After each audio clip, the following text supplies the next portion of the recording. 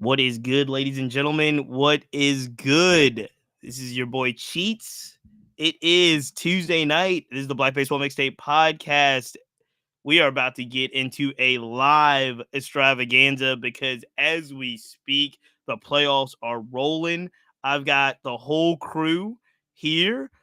Before we get into everything, I want to make sure I'm taking care of my business. And what I mean by that is we got some wonderful partners at the Black Baseball Mixtape podcast. Shout out to Stilo Sports. Make sure you follow them. Make sure you're tracking everything that Stilo is doing. Shout out to the Players Alliance, created by players for the community. They're leveling the playing field all over the game of baseball. I just got back from a wonderful trip, Flyball Jubilee, Players Alliance in Montgomery, Alabama. There's going to be a ton of content coming from that. You've already started to see some on the Black Baseball Mixtape IG page, so make sure you're following that. Shout out to Herentia 21. My favorite thing, Caps Culture. They are awesome. Numbers Game scorecards. Make sure you go to Numbers Game right now, and you can use the promo code Black Baseball Mixtape. You will get a discount on exclusive Black Baseball Mixtape scorecards. So make sure you do that. Buy them by the pack for the playoffs. Make sure you're scoring the game the right way. And finally, Rebellion Harvest. Again, discount code Black Baseball Mixtape or BBM for the Rebellion Harvest sunflower seeds. They got all different kinds of flavors. I believe Off the Grill is my favorite. They're a Black-owned company based in Atlanta, getting into the sunflower seed game. So make sure you follow all of our partners. It is that time. I've got to bring in my guy, the senior contributor, most senior analysis of all of Black Baseball Mixtape, and a diehard Mets fan. He is the host of In the Booth, Flobo Boys. Flobo, what is good, my man? We're back again doing the playoff run right here. It's an honor and privilege. And the Mets right now are in that game one of the wild card. So I'm feeling all right. The Mets not only are don't be humble. Not only are the Mets in game one, the Mets are up as we speak right now. And is it in the eighth? The eighth. Top of the ninth. They're in the top of the ninth. They are up big. They pulled off an amazing Francisco Lindor. We're going to talk about it, but Lindor pulls off the 2-run home run to put them over the Braves in Truist Park. That gets them in. They're in game one. They're not even sweating it anymore. And now they have gone to Milwaukee and started putting on a hit parade. Unlike my Baltimore Orioles, who are down one as we speak. But we're going to get into all of it. Yep. Flobo, I know you're excited. I know you're riding high. Quickly tell me how you felt when Lindor put you guys in the playoffs. Yeah, I think people always say this must be like the best single game in the regular season, but it's up there, man. Like I thought we were down when it was 3-0. I said, okay, we'll get game two, but Lindor has found a way to put his team on his back. The same back that has been taking him out the games for a week and a half has put us over the finish line, man. If that's an MVP as far as spirit is concerned, he may not get the awards, but that's the kind of vibe I want. That's the kind of vibe I want in a captain for sure. He is. I think, is it possible we'll ask the gang this, but is it possible for Lindor to actually be underrated as good as he is? Can Lindor be underrated? Because he's amazing. Absolutely. I think because he starts so terribly in the cold months, right? April, May, if you tune in, it doesn't seem like, it's a big deal. But again, there's so many games where you bail this out. He's like Summer 16 Drake. Like his song is whack, put on a Drake track. You know what I'm saying? Which is crazy, for a team so fickle with our fan base. We get mad so easily to do that night in, night out. It's just nuts. There it is. All right. Well, I know you're riding high. Let me bring in two other people that I know are riding high. Look at this group right here. The originals, if you will. April, all about April. Malik Butterman Kane is in the building. And April, I know you are looking forward and riding high to the playoffs because the Dodgers are the best team in the National League. Is that right? It goes through us, not just in the National League. We have the best record in all of Major League Baseball. So yes, it all goes through us. And I'm talking right now, but I sure hope I ain't crying in a few days. So we gonna ride it out. Oh man. Well, look, I'm crying right now. Malik, how are you feeling about these playoffs? My brother, welcome to the show. Man, today was a hard loss against the Detroit Tigers, but hey, they're hot right now. Tarek came and shoved, but us Astros fans, we don't, we're not afraid of that. We're able to come back, and so I'm feeling a little scared. I will say that it is a wild card, but I got trust in my boys Altuve to come on and come through with a few homers for us this series. I'm not gonna lie. I just felt like game one was gonna be difficult with Screwball being on that mound. I just, it didn't matter who y'all had on that mound. Going against him and he went like a good 6 innings. That was just it was tough to get through.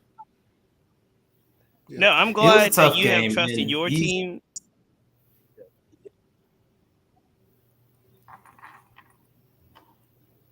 No, go ahead, Malik. Well, yeah, it was pretty tough. He's young, so I'm not gonna even go against them because just the very fact that he came in a game and got out of innings within 5 pitches, and the Astros were swinging at everything. We're really gonna have to lock it in against these guys because otherwise the Tigers are just gonna run through all of us. No, I was saying I'm glad that you have trust in your team because I have trust issues. And let me tell you, if you put me on a panic level right now, my panic, I don't know, count it, whatever count it is, my panic level with the Orioles right now is a 10 out of 10. 10? I am. Oh, already? Yeah. Oh, no. Yeah, I have no confidence. Wow. Look. I'm gonna tell you straight up. I love the O's. I love like the way that they ball out. I love the way that they play. But this team, if you'd given the season another week and a half, might not have even been in the playoffs to begin with. Word. And then I'm having PTSD from a team that won 100 games last year and could not hit against the Rangers in the playoffs at home. And now we've lost, I believe it's 9 playoff games in a row. And when you have a guy like Burns, you have Corbin Burns on the hill. He goes into the 9th inning giving up 1 run, and we still can't hit the ball and still can't give him a run. I have no confidence, none, that we're going to pull out. We've got to win 2 out of 3 games, one of them in Kansas City. And I am worried. Seth Lugo takes the bump tomorrow, and I am in full meltdown panic mode as an Oriole fan. Yo, if the O's win it all, you're not allowed to go to the parade, bro. Like, I'm fully going. If we win it all, I'm going to be the first one at the parade. But I'm telling you now, I am panicking as a fan. This is not my analysis hat. This is, and because I think the analysis hat would tell you too, we're limping into the playoffs. We're not putting up the runs we need to put up. We're not doing, and our best shot is Burns winning game 1. That guy couldn't do anymore. He could not do anymore today, and we still did not win. Should I feel somebody tell me? I don't think I should feel confident at all. Well, I think this team is actually constructed in a way that can really draw out some matchups. Yeah, but you're right. You can't win if you can't score. So I don't really know what to tell you. You know what I mean? Like, if it's one thing if you're losing 10-9 or 7-6, but the way it's going down, it's going to be rough for that side. But, man, just giving up, man. 10, not even a 9. 10 out of 10.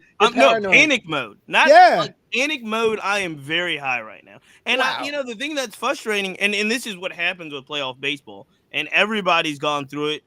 You two, Malik and Flobo have gone through it today. April will go through it next week. No, but I rebuke that. No. I'm just talking about the loss. I'm talking about playoff baseball. No, in playoff baseball, you're looking at every pitch. Yes. And every pitch these guys foul off, that's a good hittable pitch. You're like, yo, they should have put that in play. That was my shot. That was your shot to put the ball in play. Fair, I don't know how many times today during the game, especially in the second half of the game, I'm looking at it saying, you got to put that ball in play. This is what you have to do it. And the Orioles are just fouling it off, and not making it. I'm in full, because again, I'm in full panic mode, bro. I would also say, like, it was a 1-0 loss. So, I mean, there are a few ways to look at it. It wasn't a major blowout because that would have me like extremely concerned. But on the other hand, you have to show up when your best pitcher is on the mound. And that is the cause for concern, because I feel like y'all were right there the whole game. for I'm with you. being the way that it was. So hopefully they're motivated and they show up tomorrow being that they know like it's you win or you go home. And I'm wondering again, because playoff baseball, and Mets fans can attest to this right now. Different. Or better yet, what Diamondback fans last season, or yeah. playoff baseball is Texas Ranger fans. It's all about who gets hot at the right time. Yeah. Mm-hmm. And I'm telling you now, if the Mets and the Tigers are two of the hottest teams in baseball per se, like or just on, I don't want to. Do you want to see the Tigers? I don't want to see the Tigers. I don't think anybody wants to see the Tigers. Yeah, they kind of came kind of late. We didn't get time to really like know them and appreciate them because the AL Central was going to be the Twins, and you know what I'm saying? Like it was going to be the Twins. I predicted the Twins to win the division, and then when they decided to stop playing in August, they came out of nowhere. So I don't disrespect the Tigers, but I don't know them like other teams. Right. You know? Same. I feel the same way about them. Yep. I think all the voting public kind of feels the way about like you looked up and you're just like, what? The Tigers are doing what? Who do they have? Like I'm doing my Black Baseball, roster list for the playoffs, and you're just like, who are half these guys? Like I know who Justin Henry Malloy is. He batted second today. Yeah. I don't think the world knows who Justin Henry Malloy is. You know what I mean? The Tigers were sellers. They shipped off flat. I mean, they were sellers at the deadline, and then they started winning. So it was like, what? Like it's coming out of nowhere for them. And props for them for doing that. But you're right. It's a cast of characters where you just have to like root for grittiness at this point because there's no stars in that team, give or take a pitcher or two. Is there a star? I mean, Scooble's a star. I mean, but he's not a star. Just like the clip we clipped up last year, April, when we were talking about Corbin Carroll. Mm-hmm. There is not one player on the Detroit Tigers that you would consider a household star. This is true because I was in the hallway talking to one of my coworkers, and I was like, I don't think y'all are beating Scooble today. And he was like, what do you mean? I'm like, he's going to be Cy Young. I'm pretty sure of that. And he's like, what? And I'm like, in his mind, he's like, who is this guy? And I'm like, he's that guy. But of course, I'm a regular watcher and he's kind of a casual fan. So he's not a household name in that aspect. And I would assume Detroit is a much smaller market, obviously, than the markets that we, of fans. Like he's not a Met or, a Yankee or any of these other teams. So of course, you may know him, but he's not like any of the other players. I agree. I'd say a lot of Central players get forgotten. Just that division alone, just him being on the Tigers and just being able to kind of run through that entire division and through other teams. I think that Scooble is really showing that you can actually come back from a devastating injury. He did have Tommy John literally like about a couple of years ago. And so just showing that these guys really have a lot of tenacity. And then Scooble showed it today, certainly against my Astros. He came back from Tommy John. He also came back from getting hit in the wrist, right, during the game. Mm-hmm. So he got like hit on a line drive today, came back and shoved some more. I mean, he's definitely Cy Young, Triple Crown, I think, pitcher this year. I mean, he's lights out. But you look at that team, like you said, Flobo, they were sellers at the deadline. They are they're the hot goalie, right? And the hockey player, like this is like what you just don't want to run into.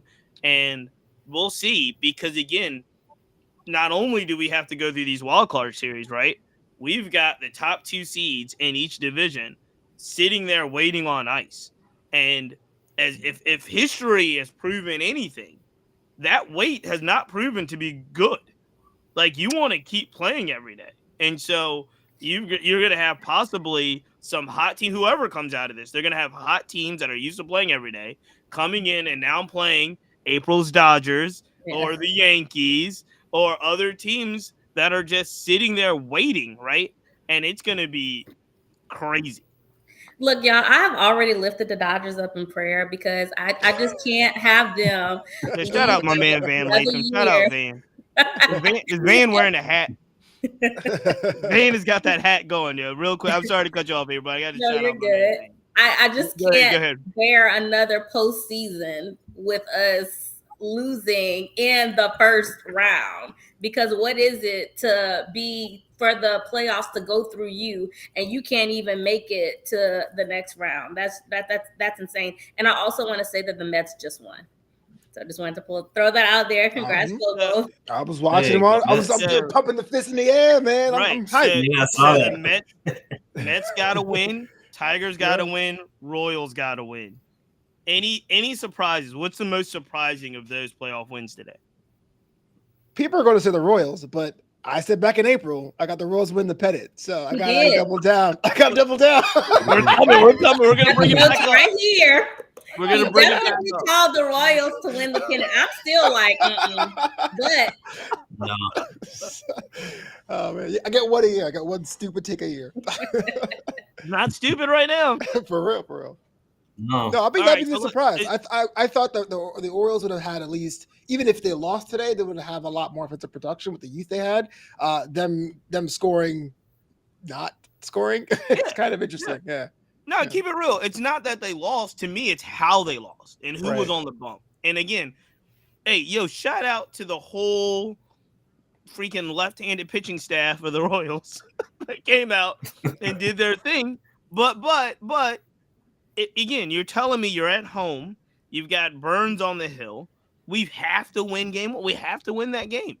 And it's somebody that has gone to tons of games at Camden Yards. It was packed. Like, I don't know if it was an official sellout, but it looked like it. You know what I mean? It looked like it. And to see that many Oriole fans there just getting pumped up, we had to win that game. And so, yeah, full panic mode for me. I'm going to say that you're right. That's the biggest win. But I'm also going to say the Mets, only because you played 2 games in Atlanta yesterday. And you get on a plane and you show up and play a fairly early game in Milwaukee. Well, that was it. We dropped the series to Milwaukee last week, too. Runs? Yeah, we scored 5 in the 5th. So we dropped the series to Milwaukee last weekend. We win the Sunday for some reason. Then go to Atlanta and play 2, and then go back to Milwaukee. In fact, the team didn't even check out the hotel rooms. They went back to the same hotel rooms they were all weekend, and they won. So, yeah, that's surprising to me. I thought we might win the back half of the series, but winning the first game is major. And let me say, this is all on the road. They're not playing this at home. So for me, it's extremely impressive for you to win in Atlanta, hop on a plane, go to Milwaukee, and win there too. That's just, you're focused. You ready. You want it. And you're hot. Shout out real quick while we're doing this show. Shout out Darren Lopez, my guy. He's out here talking about God is a Yankee fan. I don't know what he's talking about. You'll see Darren. Shout out Darren. You'll see Darren on Thursday. He's the one team all of us can't stand. The one team all of us here can't stand is the Yankees. Yeah. But it's like, how am I friends with all of y'all? I'm friends with a whole bunch of Yankee people. How does this happen? Shout out to our first-time viewers as well. I'm going through the chat, and there's some folks that saying that this is their first time checking out the podcast. Make sure you subscribe, Black Baseball Mixtape Podcast. Shout out to everybody that's a first time kicking it with the crew. All right, this is what we're going to do as we look through the playoff picture as it stands right now. We're cheating a little bit because we're 1 game in. But I want to get everybody's wild card predictions as we go through, and then we'll also revisit some of our picks at the beginning of the season because April has the notebook. So, divisional series. How do we want to do this, Flobo? Do we want to go NL, AL, or you just pick a series and we'll give our predictions? So we're going past wild card. We're going right to the DS. No. Let's do wild card. Even though we know 1 game in for 3 of the games. Yeah, I'll say start with the AL personally. I think that's one's the more volatile. At least to me, it is. All right, so let's look at Houston, Detroit first. Detroit's hot. They got 1 game up. Oh, these are only best out of 5, so you just got to win 1 more game. Flobo, what say you? As much as I really want Detroit to be the up to the apple cart, Houston should recover. If not, I'm going to shake my head at Joe Espada like I did back in April. So April taking notes. April, take notes. April, take notes for these. We're coming back to these. I said, stop holding me accountable, April. Dang. All right, so you've got Houston coming back. Malik, you are a resident Houston Astro fan. What say you? Houston's coming back. Hinch is probably going to try one of those bullpen games. Those usually go well for him, but I think for the Astros, we might be able to take advantage of that. So Houston in 3. So we got 2 Houstons in 3s. April, what say you? I too, I think that Houston is on a roll right now, and as much as I hate to say it, I can't count them out right now. And at the beginning of the season, I was very hesitant to even think that they would have made it this far. They have a new manager. They did not have Kyle Tucker pretty much the entire season. So for them to be able to remain afloat and also be on that little run towards the end, I'm a rock with them. I'm a rock with them right now. So what I'm hearing is you're all on Houston in 3. Everybody here is on Houston in 3. I don't see Houston losing twice at home. I just can't see it. Yeah, shout out Justin Henry Malloy, the Malloy family. Shout them all out. They're friends of the podcast. Justin's been on the show. I know his mom listens to the show. Shout out to all of them. I'm taking the Tigers, the hottest team in baseball. Mark it down. They get 1 out of the next 2, and the Tigers move on. And while we're doing this, we do have to note the Black Player Index, Houston Astros, John Singleton and Jason Hayward. Yes. On the roster. And Riley Green and Justin Henry Malloy for the Tigers. That's what my count is, 4 Black American-born players in this series. Okay. But I'm going Tigers. Next up, I'm sorry. Tomorrow, Astros have Hunter Brown on the mound, and Tigers have Tyler Holton. But I mean, it's gonna. I'm not saying if it's gonna go 2 or 3. I'm just saying. Yeah. Next series. What you calling out, Flobo? This one here is going to be, wow, okay, that is the A's in Kansas City. I got to go with Kansas City right now. I think they do it in 3, though, but I do have Kansas City going over Baltimore. Malik, what say you? Okay, so the reason why I'm picking KC over Baltimore, Cheats, and it's nothing against your team, but I believe they didn't make the right moves at the deadline. They actually gave away a bat. And it's looking like that's kind of hurting them in this postseason. So I'm going to have to go with the Royals because they get a little hot and they know how to put the bat on the ball. So I'm going to take Royals, but in 3. It's not going to be that easy. Mm-hmm. April, what say you? I, too, am rolling with the Royals. And I want to go back for a moment because I also had them winning the AL Central. So, I'm just going ahead and stick with that. I mean, they didn't win that, but Royals. Yeah, shout out Mills. I see you. So all of y'all are going Royals. Mm-hmm. You might as well join us. I'm not going to join you because I'm voting with I'm voting with my heart here. I don't have to vote with my head. My heart tells me those win tomorrow, and we make this a real dogfight for game. No, so do they not travel for that 3rd game? No, I thought that so everything's at home. Mm-hmm. Okay, so I was confused a little bit earlier. I apologize for that. So no. I'm going Orioles 3 games. Let's run it up, baby. So as it stands right now, and we are. It is Cheats, and then all of you. Let's just keep this. Let me understand. I'm on Detroit. I'm on Baltimore. It's all of you. So it's me against you guys. You just building barriers. Join us, bro. Join us. Black Power Index for this game. Cedric Mullins, yes. He's the lone American-born Black player. Oh yeah, Cedric Mullins, and then. Yes. Shout out to Flobo because it looks like Tommy Pham is in the playoffs again. Wait, see that? How about that? My man made it. The Tommy Pham is the only, unless you guys have a different count. Tommy Pham is the only Royal that I have as a Black American-born Royal. That's pretty much You're correct. I would say. Yep. All right, next game. What say us?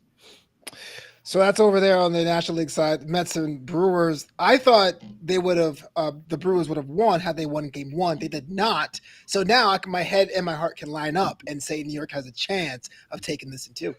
So you're saying there's a chance. Are you picking them officially? I'm picking them officially, yeah. Not only am I a fan of the Mets, yeah, but I think they showed today they can have a antidote to that speed game Milwaukee's been known for. And that's just putting their big cannons, like my doppelganger, apparently. So like Marte right and Tyrone Taylor in center. Sterling Marte. Mm-hmm. All right. Malik, what say you? Okay, before I make a pick, shout out to Blake Perkins. Blake Perkins, I don't think maybe not a lot of fans know about Blake Perkins. He's playing for the Milwaukee Brewers. He's got like 10 outs above average in the outfield. He's a Gold Glover. He gets on base. The guy's a beast. Y'all watch him. But my pick is gonna be the Mets. The OMG power is so strong. Grimace. Everything that's happened this year is just saying that the Mets are going to do something special. Not saying they're going to go to the World Series. I'd like for that to happen so we can have an orange and blue World Series. But yeah, we're going to do the Mets in this series. I like that. Oh my! April, what say you? Okay, so I don't know if you remember this, Flobo, but we had ended a show earlier this season. And right after the show, I was like, Flobo, I didn't mention it, but I think your Mets are going to do something this year. And he was like, I'm holding out hope. I'm holding out hope. So I'm going to stick with what I said earlier, and I'm going to go on ahead and roll with the Mets. Join us, Cheats. Join us. So you're all on the Mets. That's what I hear. Come on. I can't go against myself right now. I just can't do it. I'm hearing you're all on the Mets. You're ignoring the Black Power Index of Devin Williams, Joe Ross, and Black Perkins on the Brewers to the Mets, which by my count, right. So by my count, the Mets have no American-born black players on their team. Is that correct? I don't know personally, but I would think Tyrone Taylor would identify as multiracial. I do not believe he is I do not believe he identifies as African American. Okay, I'm not sure. I'm not sure. But I have looked. Well, clearly, he kind of. I mean, I don't know. I've looked. I've searched. I've researched as best I can. I can't say because I don't know him. I know he's a heck of a player, but I don't have it yet. If anybody knows if Tyrone Taylor is a black American born player, let me know. But that doesn't change my opinion about the situation. I'm just letting you know what the index says. Trademark, patent pending. Yeah. I am. I'm with you guys. I'm with you guys. My God. Okay. Because I think like we were talking about it. I think the hot team is just dangerous, and the Mets are in a groove. They're the hot team, and they really are. I do love Lindor. I think Lindor is amazing, and so I'm gonna go. Despite the seasons that were, I'm gonna go with him. So we're all in the Mets. We're all in the Mets. What else we got? We got Padres. What do Padres we got? And Braves. They're getting warm up now for the last. Warming up right now. So they're getting ready to go. They're in San Diego, so keep that in mind. They're in San Diego for the whole series. Yep. Lobo, what say you? So we talk about teams that have expectations, and I know the Dodgers have one, but I think San Diego has that level of stress as well. I mean, ever since 2019, everyone's been telling us, hey, look, San Diego's coming. You guys never had a championship appearance. This should be it this year. It is definitely World Series or bust for them. And they may be playing a little tight. So I do have San Diego winning this one. I don't think they go all the way, but I do have them beating the Braves in Petco Park. Malik, what say you? Okay, so it irks me to say this, but I don't think the Padres have any African American born players on their team. Do they? They have none. They have none. The index says 0. The index talks. It says 0. And also for people that are following and listening, if you do follow the Black Baseball Mixtape on Discord, there is a tab you're able to go in and see the index that I'm talking about. All the Black players, Black American-born players, listed on a spreadsheet form by team, by division. It's in there. So continue on. Oh yes. So that's what really makes me sad about the Padres. Even though they are a very formidable team, I think that the Braves have a lot more experience in the postseason. I feel like the Padres have been off and on. However, they are a hot team. I want them to face the Dodgers, but I think that the Braves are gonna pull something off, especially with that starting rotation. They've been rocking and rolling. So I'm gonna just divert from that and pick the Braves here. April, how you feeling? Can both teams lose? I mean, that's kind of how I feel about them. I know they can't. It's a hope.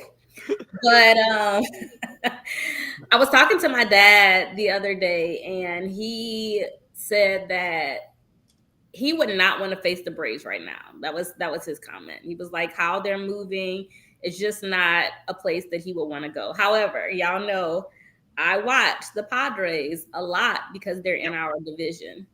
And for me, I think that they have the pitching, which was something that I was very concerned about with them, to overtake the Braves in the long run. I was just looking up who actually was pitching, and game 3 is going to be Dylan Cease. And for the Braves, they're undecided. And so I'm going to go on ahead.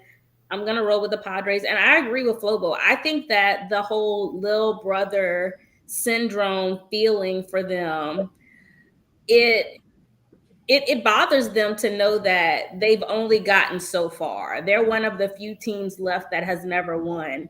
They haven't won an NL West. They haven't won an NLCS. They haven't won a World Series. So for them, I think that they're passionate and they're driven. And I want to see them. I want to see them so that we can beat them. So that's really my hope, and we can shut them up once and for all. Oh, wow! Actually, yeah, Padre fans are annoying now, but wow, I am said it. I did. But yes, I'm rolling with the Padres. So what's the recap? Flobo, you said who? I got the Padres. But the Bucks. Malik, you said who? Yep. You said Braves, right, Malik? Braves. I got the Braves. April said, and I have the Padres. Yeah, I'm going with the Padres too. I mean, not the Padres. Excuse me. I apologize. I'm going with the Braves too. I'm going with the Braves. And let me go on ahead and say this was his original pick as well. So this isn't something that he is moving away from. No, I'm going with the Braves in this series. Oh, don't get me wrong. I have moved away from the Braves totally. I would before the season, I was heavy on the Braves. That's before Ronald Acuna. That's before all that's happened here. But I'm not as confident long term on the Braves. Yes. But I do believe in this series, and I believe in it simply because of I exactly what you guys have already said. I just think that there's something psychological about the Padres that doesn't allow them to be great. I appreciate that. I do appreciate it. I do. It's just psychological. And I think the Braves are almost in some ways the Braves is kind of the opposite of that. They're not the opposite of that when they see the Phillies, but they're the opposite of that when they see anybody else. Right. So when we see the Braves versus anybody else besides the Phillies, I feel like they have some level of like mind control over them. And I think that mind control continues this series against the Padres. So that's where I am. I'm going with the Braves over the Padres in this series. And I may be wrong, but I think they won over them earlier this year, as in Braves beat the Padres whenever they played them. I could be wrong, though. No, I mean, I think that this sets up, Joe, we're not going to go through this, but this sets up based off of what we're looking at, obviously the winner of Milwaukee, New York. Most of us are picking New York there, goes to Philadelphia. Then Padres, Braves go to April's Dodgers. I've got Detroit. If Detroit wins that over Houston, everybody else has Houston.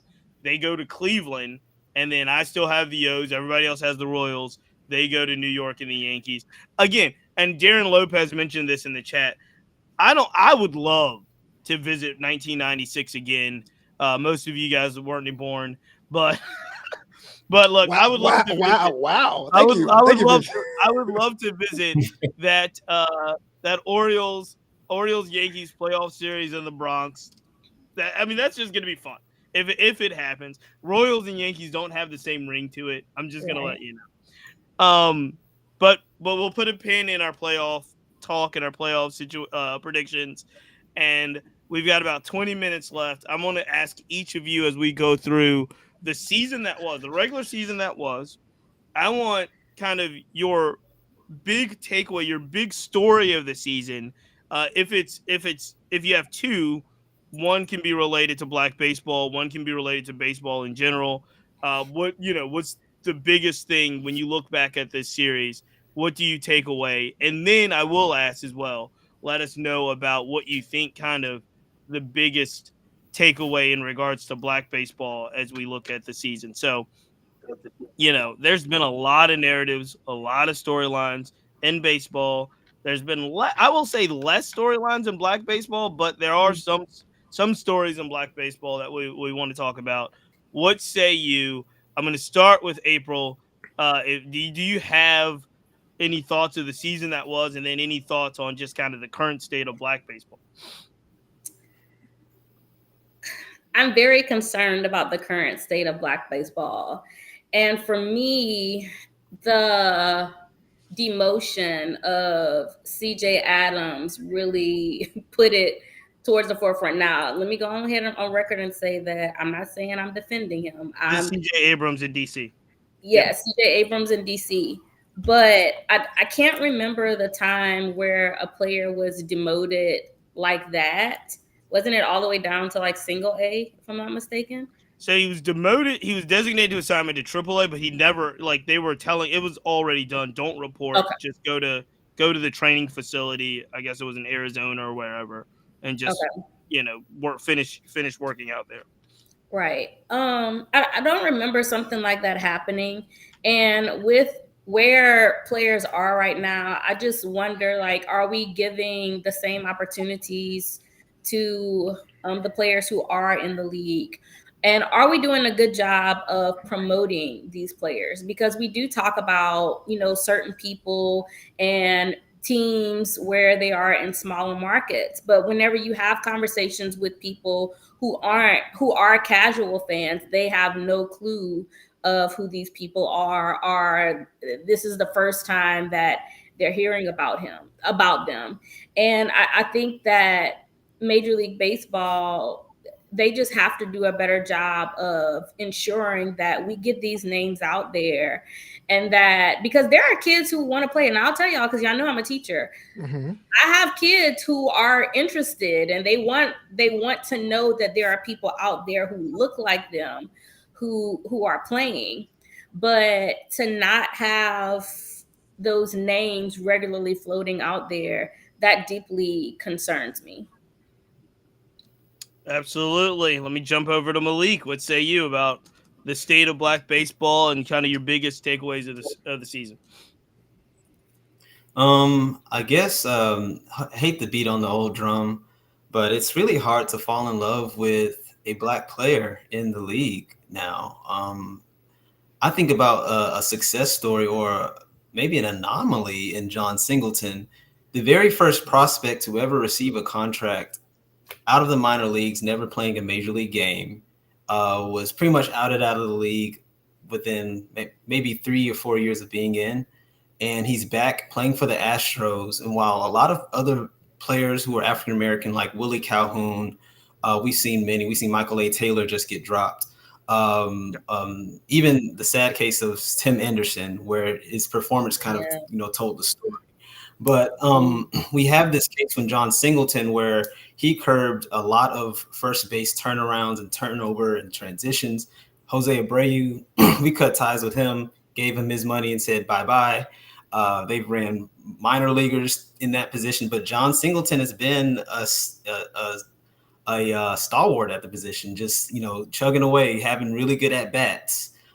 His numbers don't really show him to be a first base slugger, but he's providing a lot of value to this team. And so players like Dom Smith, when we saw the Red Sox drop him and bring up Casas, they completely shattered. Like, the team was looking like a wild card team when Dom Smith was on the team. So like, we're seeing a deficit in not only black players, but black leadership. And I think it's starting to hurt teams. I think it hurt the Washington Nationals with their decision of, dropping CJ Abrams, despite what we may think of what he's done.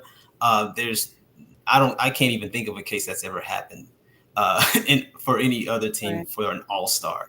So we're seeing a lot of this in the league. But one thing that I can probably say, and this might be a conspiracy theory, but with the Astros having a black GM,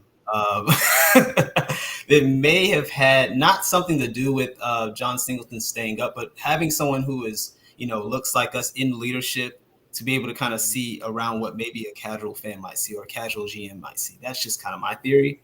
But the main point of this is that the state of black baseball is very scary. It's very scary to be a black fan and want to fall in love with a Jordan Walker and see him succeed when he's on a team that doesn't seem like they want for him to succeed. So hopefully that wasn't too much of a rant, but that's how I feel about it.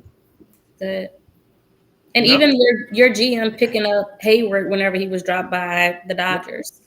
So that was, a pretty good move in that aspect. Yep, great absolutely. Example. Flobo, what say you?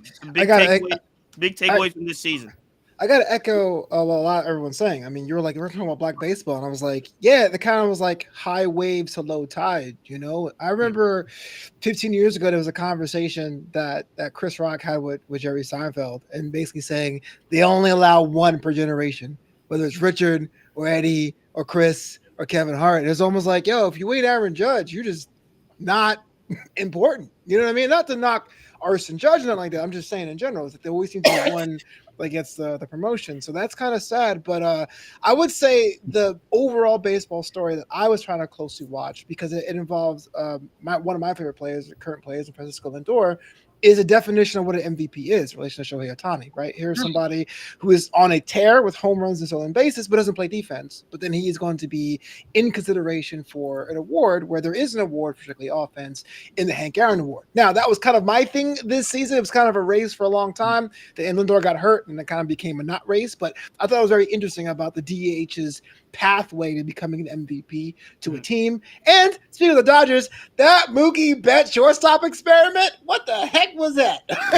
Grand opening, grand closing. That's just pretty much, we tried it was over, we moved on. Gave it to God. It's like a closer, right, winning Cy Young, right? So it's like, can you be an MVP without playing any defense?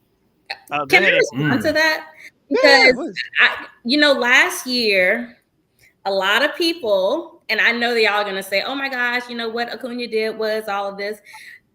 He was, but I raised this point last year, and I asked, "What is an MVP?"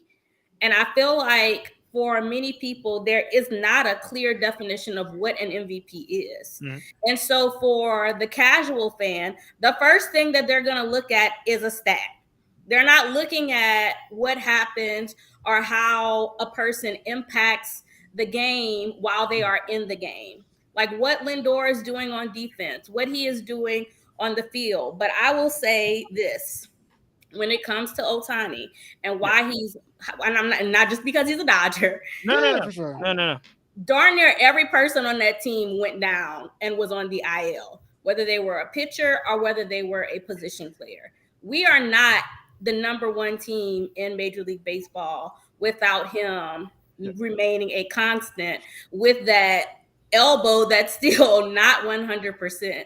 So I wanted to throw that out there. But I again, when you brought up the MVP thing, I do think that is something that needs to be addressed, because the voices out there, they speak loudly and people are listening to them, but they don't always capture the true essence of what the game is.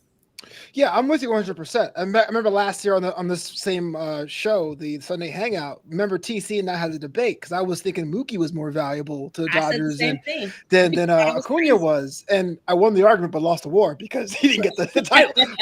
but I look at this again. I don't want to single out Shohei or the LA Dodgers, but you think about you have the Hank Aaron Award, which is purely offensive, and then the MVP award is like if this person's not here, how valuable it is.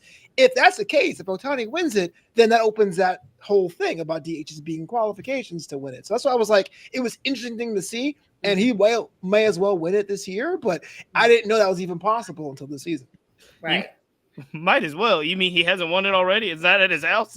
I mean, he pitched usually. Yeah, is that his house? From my account, from all of my accounts and all of my metrics, we should have mailed him the award 2 weeks, like a week ago, 2 weeks ago. I mean, look. Not since Barry Bonds have I seen people approach a player like they approach Ohtani. Like Ohtani, I haven't seen the clips yet of Ohtani getting walked with the bases loaded, but you might as well. Like that dude is so good. And I will say to April's point, he's affecting the game in so many ways. Yes. And the fact that he bats leadoff, which is unreal. Yes. So you have to pitch to him because you're sitting there looking at Mookie and Freddie Freeman. Everybody gets better because Ohtani is Ohtani. Not to mention that dude is so smart. Like, I've never seen a guy make so many good base running plays in my life. Like, I'm looking at Shohei Ohtani talking about how good of a base runner the guy is. At his size. He's a big boy. Massive. He runs like the wind. He hits. He's not just, I mean, everybody looks at the home run numbers, but he goes in the gap. Right. That guy's awesome. That guy is just, and he does it. It is one thing to be that good, but it's another thing, I think, in my mind. And again, this goes back to the megastar, if you will. This goes back to the Bonds of the world and Frank Thomas and Griffey's in his prime and all of these guys. But everybody knows you're coming. Like, everybody is there to watch you at a record scale. And this guy had to deal with scandal, whatever level of involvement he was in. He's dealing with scandal at the beginning of the season. He's producing. He's dealing with international press that's bigger than most everybody else's press altogether. And he's producing. That guy is, I think, the biggest thing in baseball. Love watching him play. So, of course, yes, Ohtani, hands down, is like the biggest story of the season. Not to mention Aaron Judge, because Ohtani's such a big star. Aaron Judge just goes ahead and says, I'm going to hit, what was it, like 56 more home runs this season? And which is amazing because he went through a drought. Like, he started the season slow and then went through a drought towards the end of the season. And that guy is still just lights out. And he plays. I think one thing, if you're looking at Aaron Judge this playoff season, you haven't seen him play that much, you're going to be amazed at how well that guy plays center field. That guy's an amazing center fielder. Like, he runs down stuff. He's getting, like, great arm. He's getting the balls in the gap. I mean, just flat out a player in that. So, going back to our original question in regards to kind of takeaways from Black baseball in this season, I think there's a lot to be left desired. I do think our Black veterans are in a danger zone. And that is scary because the GMs of these organizations, which for the longest time wanted to keep the younger guys, the 19, 20, 21-year-olds down, they wanted to keep them down so they could have more club control over these contracts, right? Mm-hmm. It seems to me now it's more advantageous for them to not do that. It's more advantageous to them to call these guys up, see what they got for a couple weeks, and they do it at the behest of the Tommy Phams of the world, at the Michael A. Taylors of the world, the the Dominic Smiths of the world, right? Jason Hayward. Jason Haywards of the world, right? These are guys that are they can produce, They can be on major league rosters. In yesteryear, not too long ago, 3 or 4 years ago, they would have still been on rosters, right? And that I think is a danger zone area because it does affect leadership in the clubhouse. It affects mentorship for other young Black players, and we have more of them. We have more of these young Black players debuting in the league. I mean, I talk about it all the time because I'm so proud of this year. I think we had 5 MLB debuts that have been on the podcast this season. That debuted this season, and so these are young guys. I interviewed them in Double A, and now they're debuting in the major leagues, and they don't have a veteran presence. If you're looking at a guy named James Wood, who I'm so excited about, right? I'm looking at James Wood, and what veteran African American leadership does he have on that team? He has CJ, who's Right. Right. how old is CJ? 22, 23, and he's JoJo Gray, Same right? age. Like, I mean, right. So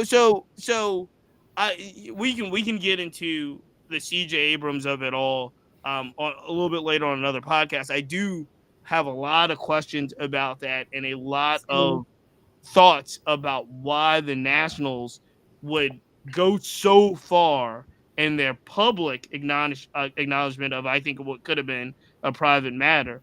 But I'm looking at it and I'm saying, oh, they got James Wood on that team. They got Jacob Young. They got Dylan Cruz on that team. If CJ is going to be the leader going forward, which I think he has to be, if the Nats are going to be good in the future, it has to include a good CJ Abrams. I think there's some overreaction posturing there to send a message to some of those younger guys. This is how we're going to do business moving forward. And I think, in many ways at the behest of CJ, which is upsetting for somebody that roots for him and roots for him to do well and roots for the young players on that team to do well. But so putting a button on this, very concerned about the veterans.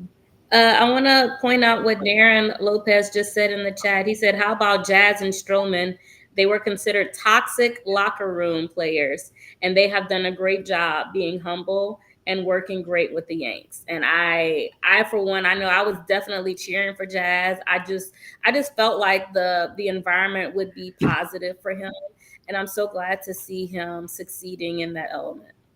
Yeah, no, you got to be pumped for what Jazz is. Not only pumped for what Jazz is as a person and what he's gone through, but the fact that he got to New York and started hitting. Yes. Because if he wasn't hitting, it could go a whole other way. And Stroman had a good start to the season as well, right? Yes. Yeah. So Stroman's a little bit struggling as we go into the playoffs, right? But it'll be interesting to see how they use him with the Nestor Cortez injury. So, I do think environment matters. But those guys are really good players too. The Yankees, look, according to the index, the Yankees are the blackest team in the playoffs, I believe. They've been consistently one of the higher value Black American born players. Yeah.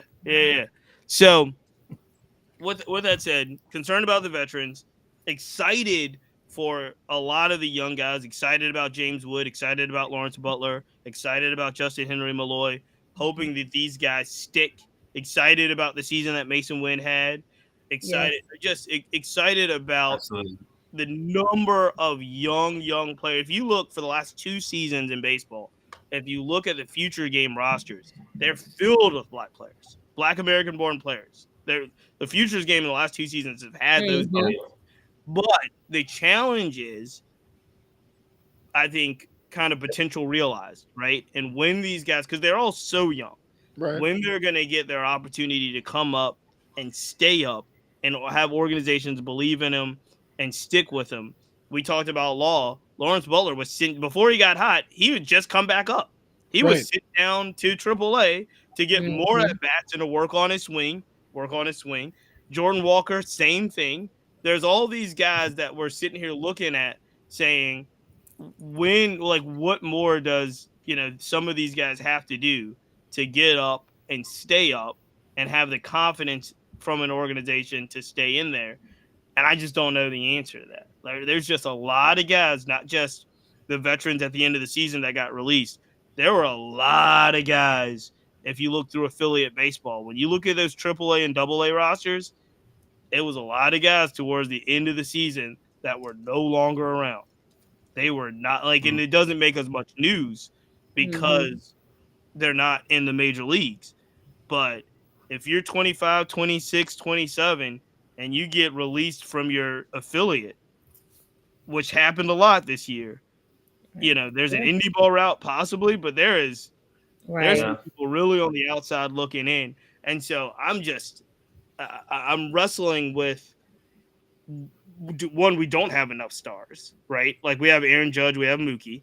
We don't have enough stars. We have all of this star potential, but we also have to let those guys get on the field and be allowed to make mistakes.